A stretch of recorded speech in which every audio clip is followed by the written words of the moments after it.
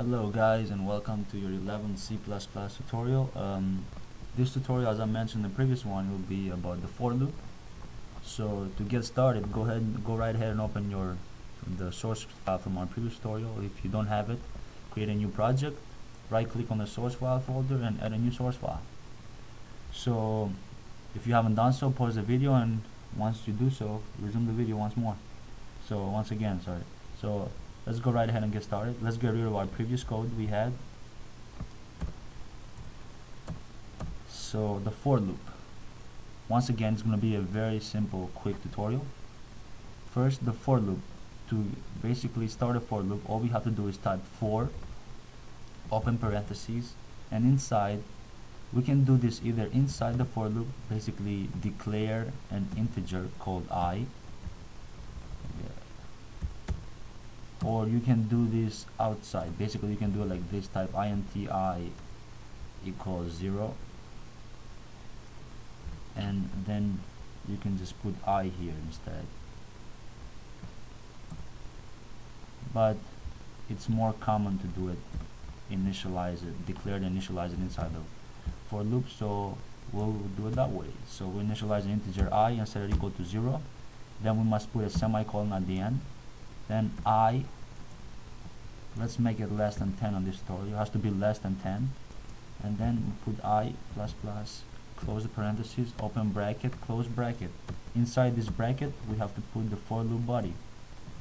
For this we'll just basically display something, cout, and let's basically display a simple message like hello YouTube.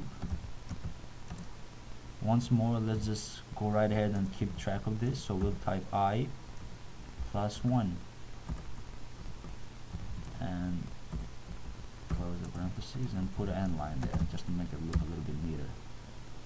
So here we go. Let's go right ahead and go over the code. So what we did here is basically start the for loop, declare the integer, an integer which we can basically declare inside the for loop. We don't have to declare it outside and then just put I in here. We can declare it inside, and it's most commonly done this way. So we declare the integer I and initialize it to 0. Then in the middle we say that I must be less than 10. If this becomes false, then the loop will basically terminate. Basically it will just break and continue for the rest of the code, and the rest of the code basically will terminate the program. So this is the statement that this statement here must be actually true. If it's not true, then it will just break out the loop. And then all we're doing on the next one is basically incrementing I by 1. So every time the loop is executed, the I increments by 1. Starts at 0, 1, 2, 3, 4 until 10. So what we should get for the output once we build the code, it's basically hello YouTube 10 times. So let's go right ahead and build the code and let's see what happens.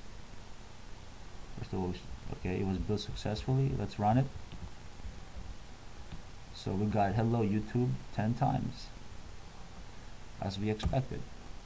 So there you go, guys. That was a quick basically tutorial going over the for loop.